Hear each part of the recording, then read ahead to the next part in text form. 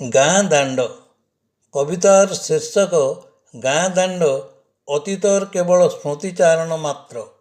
ଗାଁ ଦାଣ୍ଡ ବିଶ୍ୱାବସୁ ଶବର ବାଲୁକା ସ୍ତୂପରୁ ନୀଳମାଧବଙ୍କୁ ଖୋଜିଲା ପରି ଆଜି ଖୋଜୁଛି ନିଷ୍କପଟ ଶିଶୁଙ୍କୁ ତାର ପ୍ରତ୍ୟେକଟି ବାଲୁକା ରେଣୁରେ। ଏହା କେତେଦୂର ସତ୍ୟ ଆସନ୍ତୁ ବୁଲିଯିବା ପ୍ରାକୃତିକ ପରିବେଶ ଘେରା ଛୋଟ ବଡ଼ ପୁରପଲ୍ଲୀ ସବୁକୁ। ପଲ୍ଲୀଗୁଡ଼ିକର ଦାଣ୍ଡ ସବୁ କୋଳାହଳ ଶୂନ୍ୟ, ଖାଁ ଖାଁ ଲାଗୁଛି ତାର ପରିବେଶ। ଦାଣ୍ଡ ସବୁରେ ଏଠି ନାହିଁ ବାଲି, କି ନାହାନ୍ତି ଶିଶୁଗଣ ତୋଳିବାକୁ ବାଲିଘର।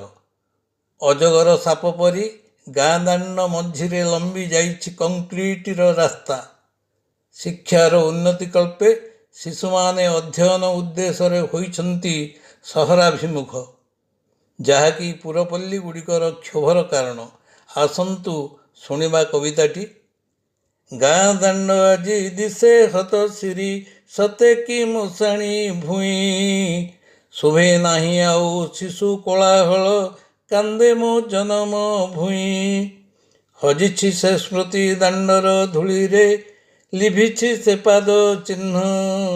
ନଦୀ ସେ ସୁନ୍ଦର ଗାଁ ଦାଣ୍ଡ ସବୁ, ଆଉ ସେ ପୁନେଇ ଜହ୍ନ। କାହିଁ ଗଲେ ଶିଶୁ ନ ଖେଳନ୍ତି ଆଉ, ଛାଇ ଆଲୁଅର ଖେଳ। ଶିଶୁଙ୍କୁ ହରାଇ ଗାଁ ଦାଣ୍ଡ ଆଜି ଖୋଜଇ ହୋଇ ବିକଳ। ଫେରିଆସ ଶିଶୁ ଶିକ୍ଷା କାରାବାସୁ, ପୁରି ଉଠୁ ମୋର କୋଳ। ହସି ଉଠୁ ଦାଣ୍ଡ ମାଟିର ବୈକୁଣ୍ଠ, ଶୁଭୁ ଶିଶୁ କଣ୍ଠ ରୋଳ।